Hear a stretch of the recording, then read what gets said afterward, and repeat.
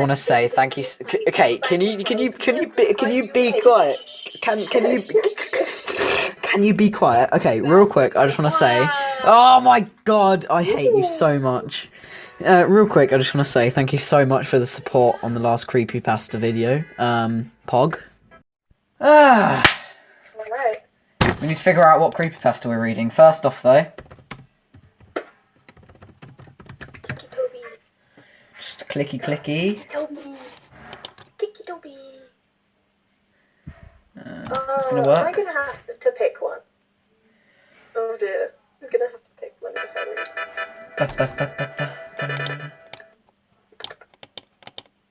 Oh wow. Anyway, what are we picking? Tiki Toby. Tiki Toby. Okay. How do I spell that? Tiki Toby. I said it in chat. Yeah. Well, with not that many Y's. Okay. So, I know, excited wise. Do I change into Mummy, am I beautiful? If or you do I want. just stay as it? Okay. No, I won't change. I'll stay as Tiki Toby Slenderman connection. No, we want to find the creepypasta there. Okay. I look beautiful. I love how I just keep changing my name. This is my main. Okay, estimated reading time 17 minutes. What was that scary music you suggested? The waterfall, but the genocide version. It's an Undertale post, but it's really good. It's really creepy.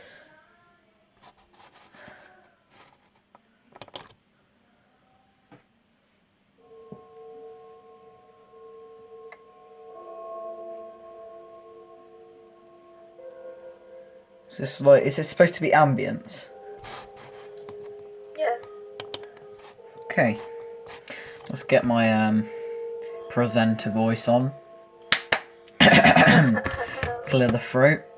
Get a blanket. Oh, I need to get my duvet. Hold on. I've been wearing it all day. We'll wait for that then. No, don't wait for that. Okay.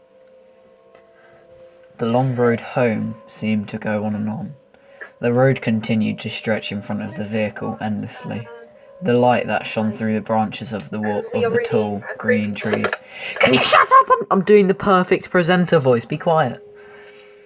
Mute yourself, mate. What? What do you mean mute? No, you're a spider. No, I'm talking to Lily. The light that shone through the branches of the tall green trees danced across the window in random patterns, and every once and a while, obnoxiously shining in your eyes. Hello. Oh my good God, shut up. The surroundings were full of deep green trees forming a forest around the road. The only sound was the sound of the car's engine as it travelled down the path.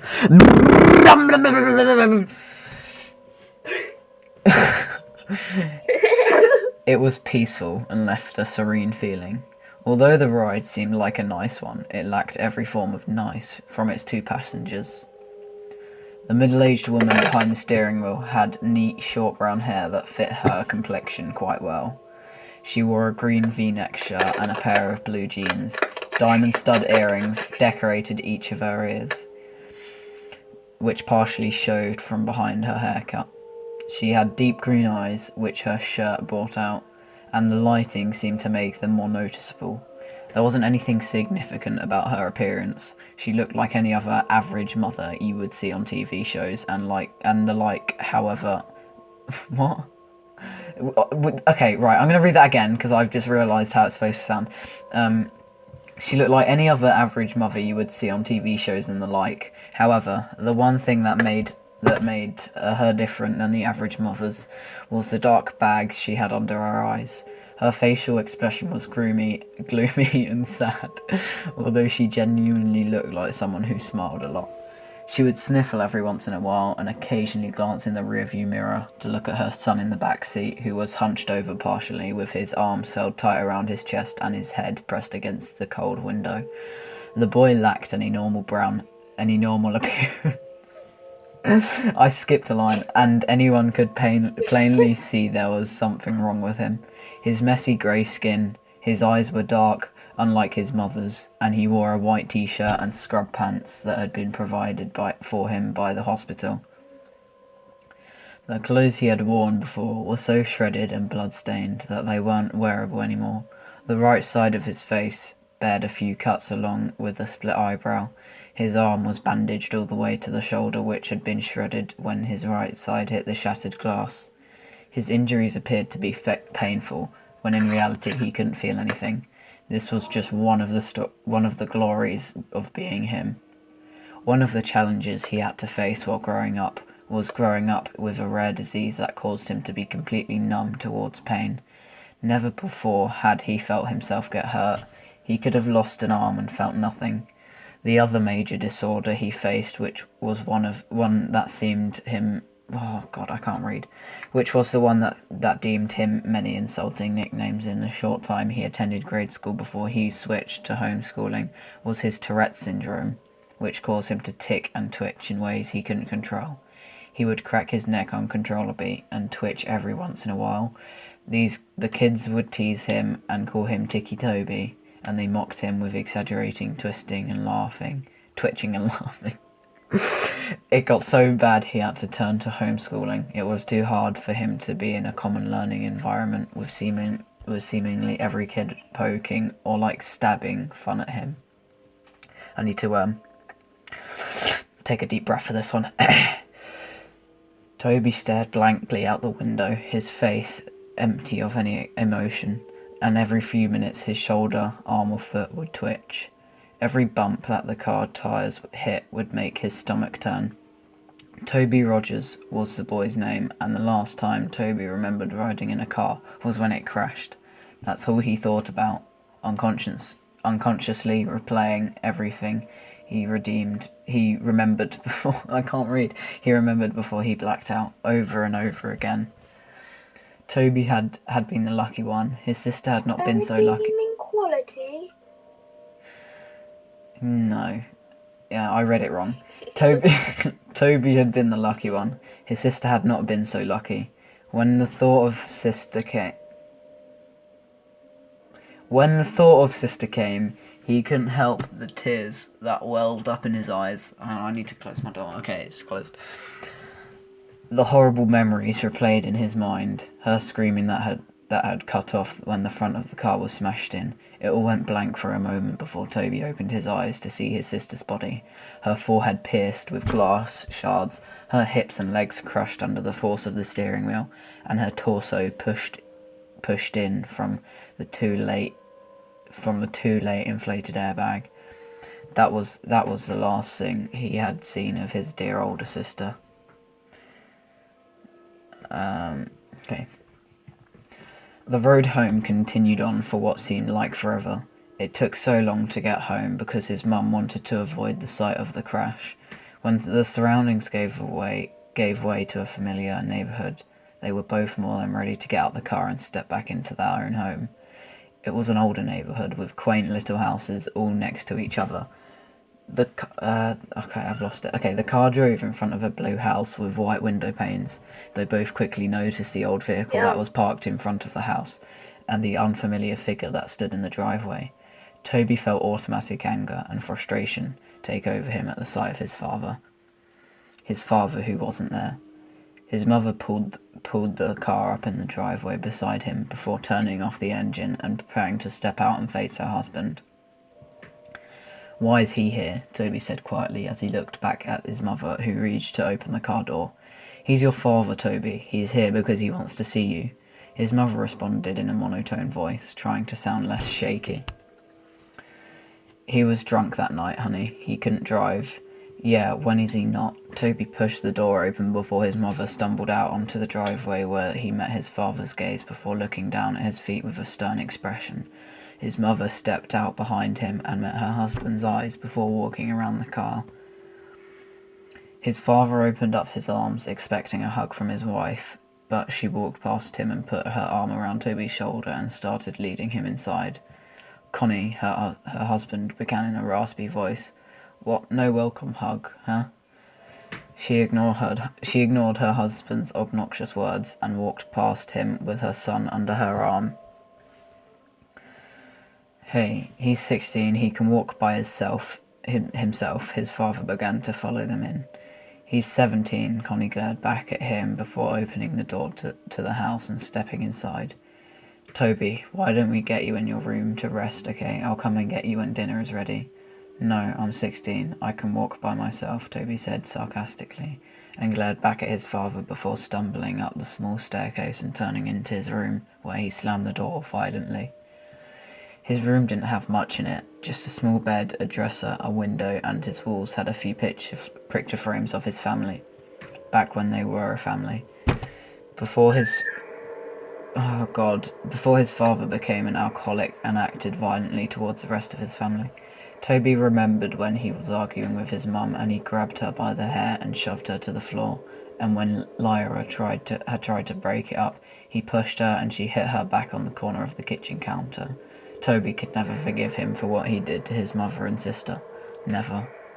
Toby didn't care how much his father beat him down. He couldn't feel it anyway. What he did care about was how he intentionally hurt only the two people he cared about. And when he was waiting in the hospital where his sister took her last breaths, the only ones who didn't rush there was his dad. Toby stood by the window and looked out at the street. He could have sworn he saw something out of the corner of his eyes, but he quickly blamed it on the meds he was on. When dinner time had come, his mother called up to him. Toby came down the stairs and hesitantly sat down at the table across from his father, and in between his mother... okay, I've lost it. Oh my god, I'm such an idiot. And in between his mother and an empty chair. It was quiet as his parents picked at their food, but Toby refused to eat. Instead, he just watched his dad with a blank stare. His mother caught onto his staring and elbowed him slightly. Toby looked over at her slightly, and then down at his uneaten food, which he still didn't touch. Toby laid in B, but he pulled... Oh, God. I keep losing where I'm at. Toby laid in B. He pulled his covers over his head and stared at the window. He was tired, but there was no way he would fall asleep. He couldn't. There was too much to think about. He had been debating on whether or not to follow his mother's directions and forgive his father, or continue holding a grudge with his boiling hatred. He heard his door creak open, and his mother padded into the room and sat on the bed next to him. She reached over and rubbed his back, which had been turned to her. I know it's hard, Toby. Trust me, I understand. But I promise you will get it. But I promise you it will get better, she said softly. When is he going to leave? Toby said with an innocent tone in his shaky voice. Connie let her gaze fall down to her feet. I don't know, honey. He's staying. Oof, I accidentally stopped recording. Anyway, where were we? Connie let her gaze fall down to her feet. I don't know, honey. He's staying as far as I know, she replied. Toby didn't respond. He just continued to look forward at the wall, holding his damaged arm near his chest. After a few minutes of silence, his mother sighed before she leaned in to kiss his cheek and stood up to walk out of the room. Good night, she said as she closed the door. The hours passed slowly and Toby couldn't quit tossing and turning. Every time he let his imagination take over, he heard the screeching of tires, the screaming of his sister, and he would uncontrollably jerk in bed. He threw off his cover and lying on his back, he pulled his pillow over his face and cried into it. He could hear his own pitiful weeping. He would have been screaming and crying if he didn't press his pillow over his face. After a few seconds, he threw the pillow off his face and sat up, hunched over, holding his head and breathing roughly, tears streaming from his eyes. He couldn't help but cry. He tried to keep it in, but he couldn't stop the whining and whimpering as he sat there shaking. He inhaled before he stood up and walked around his bed. Walked around his bed to the window and peered out, taking deep breaths, trying to calm down. He rubbed his eyes and looked out at the group of small, tall pine trees across the street. I can't read. He stopped suddenly, and his gaze slowly centered on something standing under the street light. He heard ringing in his ears and couldn't look away. and the figure stood beside the streetlight about 2 feet shorter than it did. The long arms draped at... Oh, I see. It's like a Slender Man story, isn't it? Yeah. Well, duh, 'cause it's a creepypasta. Well, not every single creepypasta has something to do with Slender Man. Most of them do, yeah. Well, cool. Long arms draped at his sides. Okay, whatever. Can you change it back tonight? Long arms draped at its sides as it stared up at him with non-existing eyes. The figure had no facial features to speak of, no eyes, no mouth, no nose. Yet it held Toby's hypnotized stare, seemingly peering into his very being. The ringing in his ears grew louder and louder each second he stared before suddenly it went all black. The next morning, Toby woke in his bed. He felt different. He wasn't tired at all, and when he consciously woke up, it felt like he had been lying there awake for hours. He had no thoughts flowing in through his mind. He sat up slowly and stumbled over to the wall, but when he stood, he automatically felt dizzy. He stumbled to the doorway and walked down the stairs. His parents were sitting at the table. His father was tuned into the small TV that sat on the countertop, and his mother was reading the newspaper. She quickly looked over at him when she felt Toby's presence looming behind her. "Well, good morning, sleepyhead. You've been sleeping forever." She greeted him with a hesitant smile. Toby slowly looked over at the clock and noticed that it was 12:30 p.m. "I made you breakfast, but it got cold. I was going to wake you, but I felt like you needed sleep." Her expression fell from happy to worried as her son resisted responding to her. "Are you all right?" Toby stumbled over and sat by his father. He felt as if he was on idle and had no control over his actions. Let's restart the music. He was seeing everything he did, but it didn't register in his brain properly. He reached out to his father's arm, but his hand ended up getting slapped. His father turned to him abruptly and pushed his chair over his foot. "Don't touch me, boy," he yelled. His mother stood up. All right, know that off. That is the last thing we need." The days went by and things continued on as they were. Connie spent most of her time cleaning the house, and her rude husband spent most of his time ordering her around. It was just like how it used to be before the crash. Toby never really left his room. He would sit by his bed and tremble. His mind would wander, but his thoughts changed too fast. Changed too fast to be remembered. I can't read at all. He would pace around his small room like a caged animal or stare out the window. The unhealthy cycle continued. Connie continued to be pushed around by her husband, being way too submissive to him, and Toby remained in his room. Before he could think twice, he would begin to chew on his hands, tearing the flesh from his fingers. He would gnaw his hands until they bled. When his mother walked in on him while he was doing so, she reacted horribly. She pushed him downstairs and grabbed the first aid kit, wrapping his hands in bandages. Afterwards, she demanded that he wouldn't leave her side again. Toby isolated himself. What? What do you mean, excuse me? Well, I don't get it. Why did she push him down the stairs? She pushed him downstairs. Oh. Toby isolated himself so much that he grew to hate being around others. His memory grew glitchy as well. He started missing memories of He started missing memory of minutes, hours, days, and so on. He would begin talking nonsense about things completely unrelated to the conversations he would have. He'd go off about seeing things, sharks in the sink as he washed the dishes, hearing crickets in his pillows, and seeing ghosts outside his bedroom window. His mother grew so anxious about his mental health that she decided it would be good for him to talk to a professional about what he was feeling.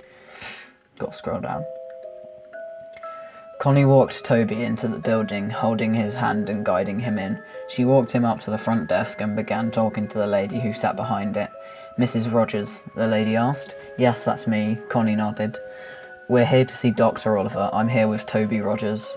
"Yes, right this way." The lady stood and led them down a long hallway. Toby looked at the framed artwork down the halls and tuned into the sound of the lady's high heels on the hardwood floor. She opened the door to a room with a table and 2 chairs. "If we can get him to sit in here for a few minutes, I'll get the doctor." She smiled and held the door open. Toby stumbled into the room and sat down at the table. He looked over at his mother and the lady before the door slowly shut behind them. He looked around the room before he held up his tightly bandaged hands and began to bite at the bandages to unwrap his hands.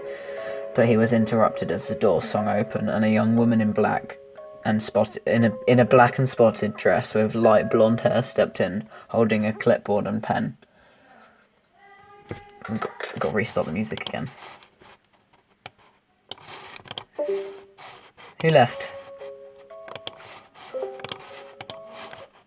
Why you leave? Why are you leave?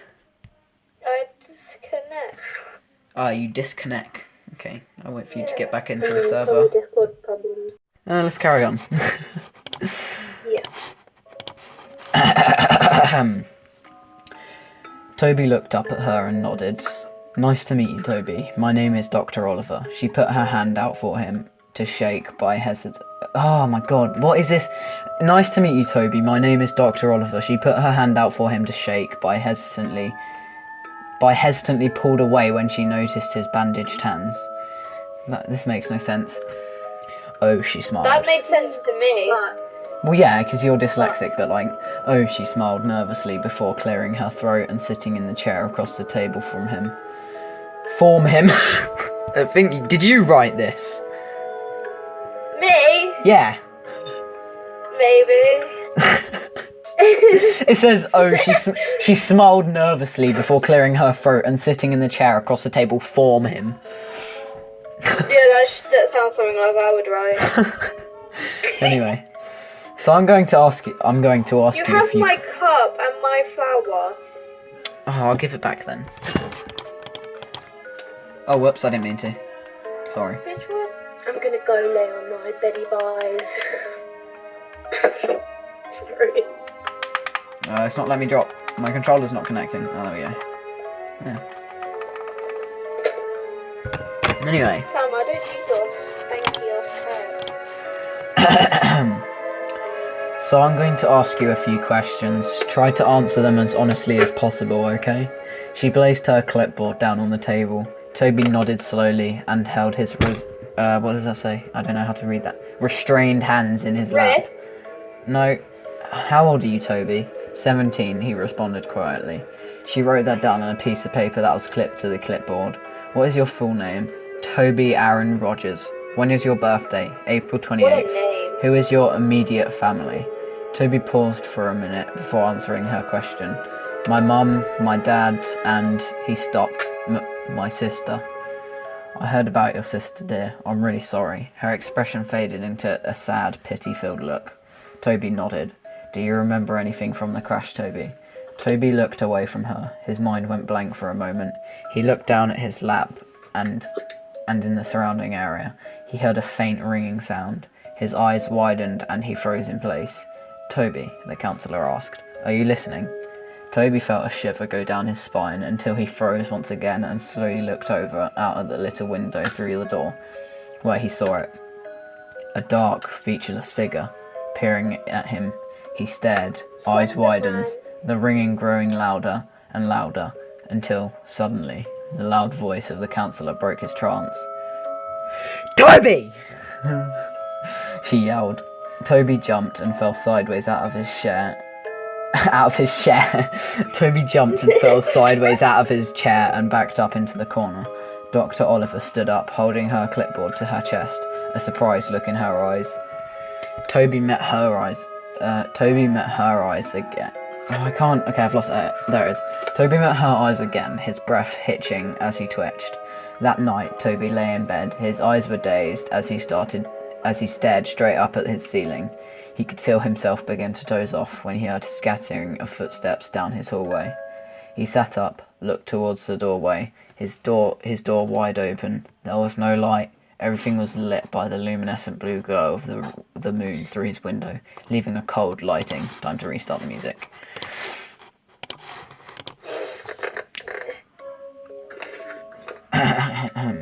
He stood up and slowly made his way towards the doorway, when suddenly the door, which previously was wide open, slammed in his face. He gasped and fell back. He was out of breath when he hit the ground and he began breathing heavily. Sorry, I got to wipe my nose. His eyes wide open, he waited for a few seconds before getting back on his feet. He reached out and grasped the door handle. The cold door handle with his bandaged hand. It says had. I'm pretty sure you wrote this, didn't you? Yeah, definitely. He said the cold door handle with his bandaged hand and it creaked open. Anyway. He looked out into the dark hallway and tiptoed out of his room. The window at the end of the The window at the end of the hallway lit up the darkness with blue moonlight as he padded his way down. He could hear footsteps rustling around him and faint giggling, followed by the pitter-patter of small feet, which sounded like a child had run in front of him, giggling and running around. The hallway was a lot longer than he remembered. It seemed endless, like the ride home from the hospital. He heard the door creak in front of him. "Mum," he called in a shaky voice. Suddenly, a door slammed behind him and he jumped and turned around. Behind him, he heard a long, eerie groan that sounded like a croak in his ear. He turned around as fast as he could and was suddenly face to face with none other than his dead sister. Her eyes were clouded white, her skin pale, the right side of her jaw dangling there by tissue and muscle, glass protruding from her forehead, black blood leaking down her face, her blonde hair pulled up in a ponytail as it always was, and she was wearing her grey t-shirt and athlete shorts, which were dirty and spotted with blood. Her legs were bent in ways they shouldn't be. She stood emitting a long croaking noise only an inch away from Toby's face. Toby yelped and fell back. He started to crawl backward away from her. He was unable to break eye contact. He held with her blank, dead eyes. He dragged himself backward until he backed up into something. He stopped for a second. Everything was dead silent except for his heavy breathing and crying. He slowly looked up to meet the blank face of a tall, dark figure, the same figure that stood over him now, behind the tall, dark mass were rows of children looking to range from 3 to 10 years old. Their eyes completely black blood leaked from their eye sockets. He screamed and stood up as fast as he could, only to be tripped by dark black tendrils that wrapped around his ankle. He fell straight on his stomach and he got the wind knocked out of him. He tried to scream, but he couldn't make a sound. He wheezed out before it all went black. Toby woke with a start. He screamed out and sat up as fast as he could, completely short of breath. He wheezed out and held his chest with bandaged hands. It was just a dream. He lay back down on his bed and rolled over on his side. It felt like against weight had been... What? This doesn't make sense. It felt like against weight had been lifted off his chest as he took in deep breaths. We start the song again. Jeez, man. Is it like a 1 hour? Yes, there is. Okay.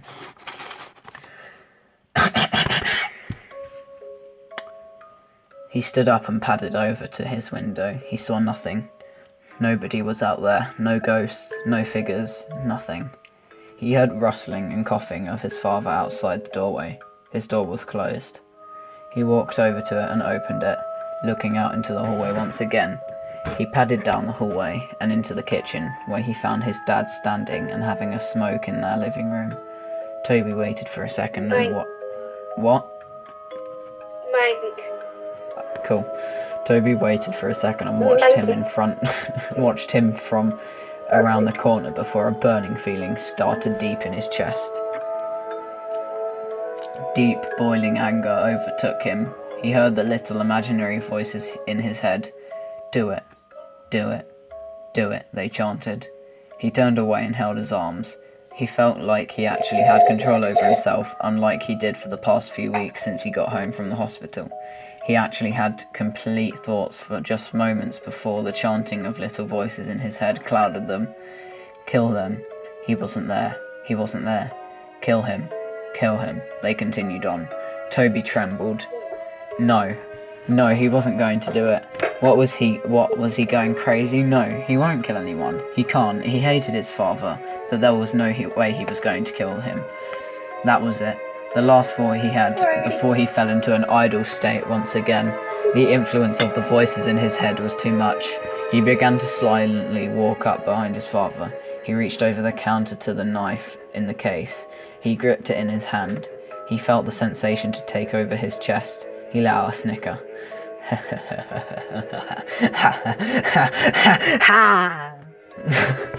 He began laughing so hard he had to gasp for breath. His father turned around abruptly before he felt a brute force shove him to the floor.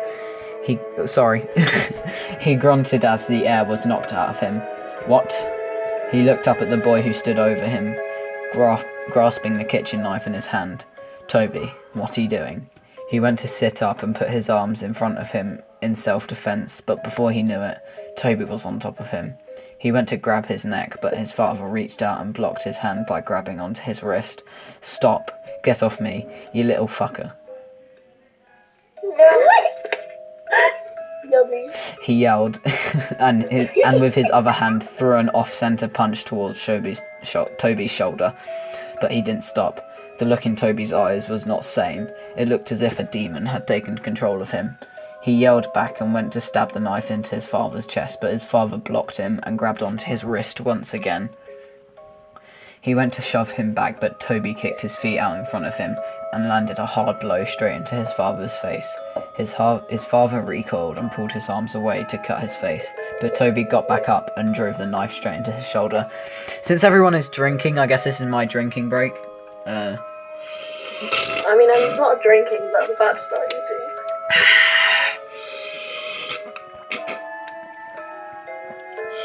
I'm gonna get food. Okay, I'll wait for you. Okay, right, let's carry on with this. His father let out a loud cry and went to pull the knife out. Oh wait, no, I wasn't reading. Okay, right. He went to shove him back, but Toby kicked his feet out in front of him and landed a hard blow straight to his father's face. His father recoiled and pulled his arms away to cover his face, but Toby got back up and drove the knife straight into his shoulder. His father let out a cry and went to pull the knife out, but before he could, Toby threw his fist straight into his face. He began to pound his fists into his head, laughing and wheezing. He cracked his neck and grabbed the knife and ripped it out of his father's shoulder. He drove it deep into his dad's chest and repeatedly stabbed his torso, blood spilling out and getting splattered everywhere. He didn't stop until his father's body went still. He threw the knife over to the side and leaned over his body, coughing and panting. He stared at his father's smashed-in face and sat there twitching until a loud scream broke the silence. He looked over to see his mother standing a few feet away, covering her mouth, tears streaming down her face. "Toby," she screamed. "Why did you do that?" she cried. Why?" she screamed. Toby stood up and began to back away from his father's bloody corpse.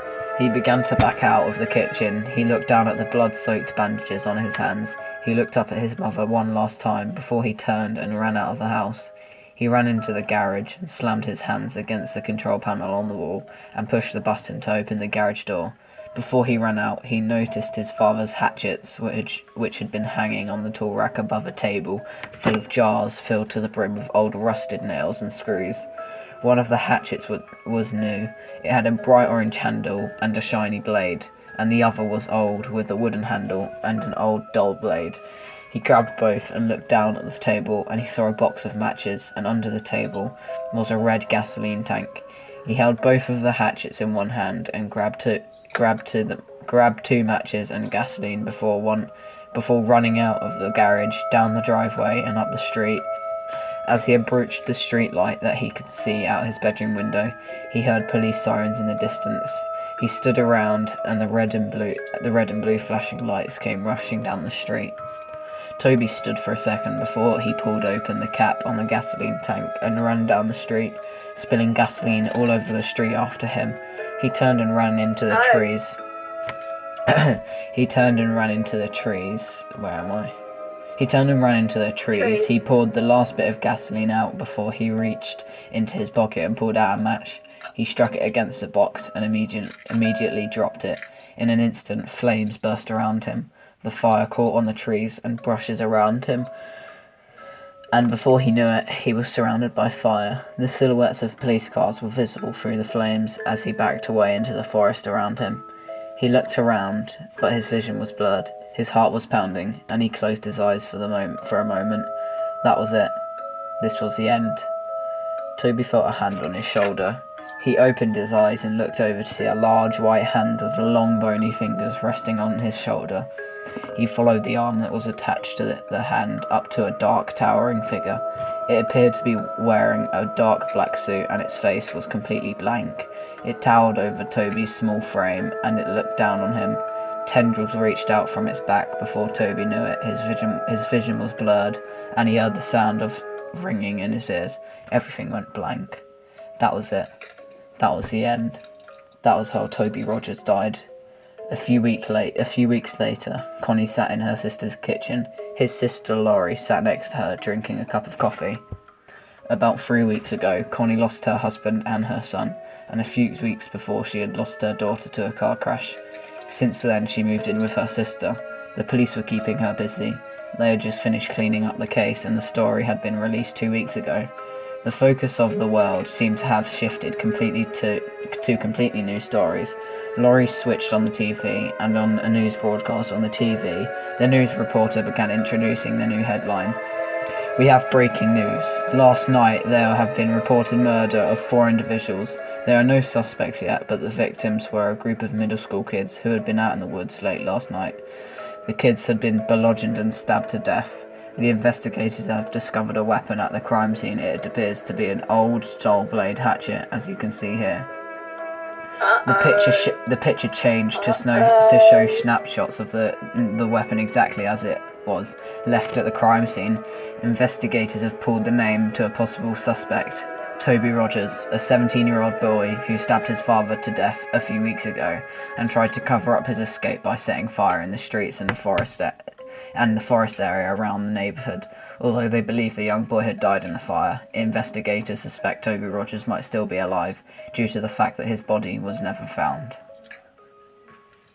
Whoa, scary. Wasn't that cool? That was pretty scary. It was good. That was very good. So how do you like my narrator voice? Yeah, very good. Yeah? Anyway, how do you lot feel now that you've pissed your pants? I haven't pissed my pants. Are you sure? No, I haven't either, but I mean, I love listening to that story though. That was a pretty good one. That was a pretty good one. See, I'm so good at this. So you've picked both of the creepypastas we've read so far. Yeah. Yeah. Big memes.